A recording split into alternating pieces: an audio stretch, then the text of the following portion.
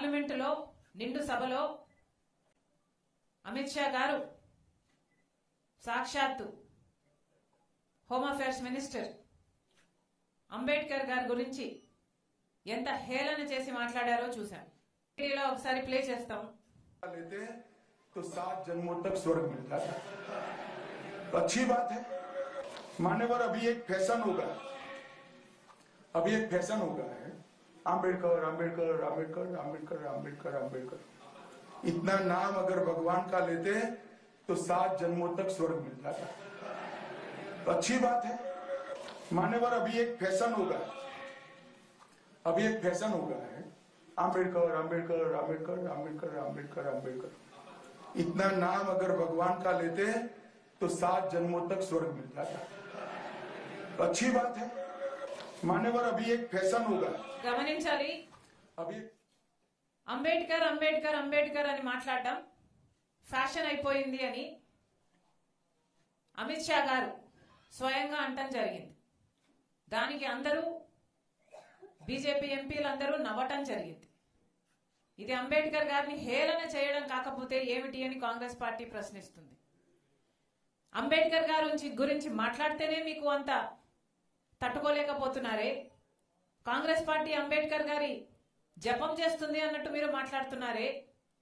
అసలు అంబేద్కర్ గారి జపం కాంగ్రెస్ పార్టీ ఎందుకు చేయకూడదు అని అడుగుతున్నాం. కాంగ్రెస్ పార్టీ అంబేద్కర్ గారిని రాజ్యాంగం రాసే టీంకి అధ్యక్షుడిగా పెట్టి ఆయన రాసిన రాజ్యాంగాన్ని ఆమోదించింది కాంగ్రెస్ పార్టీ. అంబేద్కర్ గారు రాసిన రాజ్యాంగమే ఈరోజు మన దేశంలోని ప్రజాస్వామ్యాన్ని కాపాడుతుంది. అంబేద్కర్ రాసిన రాజ్యాంగమే ఈరోజు మన దేశంలోని ప్రతి ఒక్కరికి, అడల్ట్గా ఉన్న ప్రతి ఒక్కరికి ఓటు హక్కునిస్తుంది.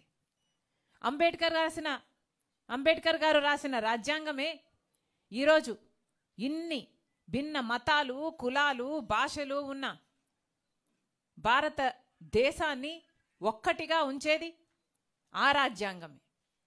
ప్రభుత్వ విధానాలు ఎలా ఉండాలి, రాష్ట్రమైనా ఒక కేంద్రమైనా ఎలా ఫంక్షన్ అవ్వాలి, ఇలాంటివన్నీ చెప్పింది అంబేద్కర్ గారు రాసిన రాజ్యాంగమే. ఈరోజు ఈ దేశంలో ప్రతి ఒక్కరూ సమానంగా, స్వేచ్ఛగా, సగౌరవంగా బతుకుతున్నారు అంటే దానికి కారణం అంబేద్కర్ గారు రాసిన రాజ్యాంగమే. మరి అలాంటి అంబేద్కర్ గారి గురించి మేము జపం చేస్తే మాత్రం తప్పేంటి, మీరు ఎందుకు జపం చేయటం లేదు, మీరెందుకు మాట్లాడడం లేదు అని కాంగ్రెస్ పార్టీ ప్రశ్నిస్తుంది. ఈరోజు అంబేద్కర్ గారు గురించి మాట్లాడితేనే మీకు అంత తట్టుకోలేకపోతున్నారే. మీరు రాజ్యాంగాన్ని కాపాడతారని కానీ, రిజర్వేషన్లు మీరు ఇంకా బ్రతికిస్తారని కానీ సామాన్య ప్రజలు ఎలా నమ్మాలి? అంబేద్కర్ గారంటే ఎవరండి? అంబేద్కర్ గారంటే బడుగు బలహీన వర్గాల వాళ్ళ జీవితాలలో వెలుగులు నింపినవాడు. అంటరానితనం ఈరోజు మన దేశంలో లేదు అంటే దానికి కారణం అంబేద్కర్ లాంటి నాయకులు. ఈరోజు ప్రపంచమే భారత రాజ్యాంగాన్ని ఇంత గౌరవిస్తుంది అంటే దానికి కారణం అంబేద్కర్ గారు. మరి అలాంటి అంబేద్కర్ గారిని మీరు అవమానిస్తూ, హేళన చేస్తూ నిండు సభలో, పార్లమెంటులో ఇంత ఘోరంగా మాట్లాడుతుంటే సామాన్య ప్రజలు గమనిస్తున్నారని బీజేపీ పార్టీ గుర్తుపెట్టుకోవాలి.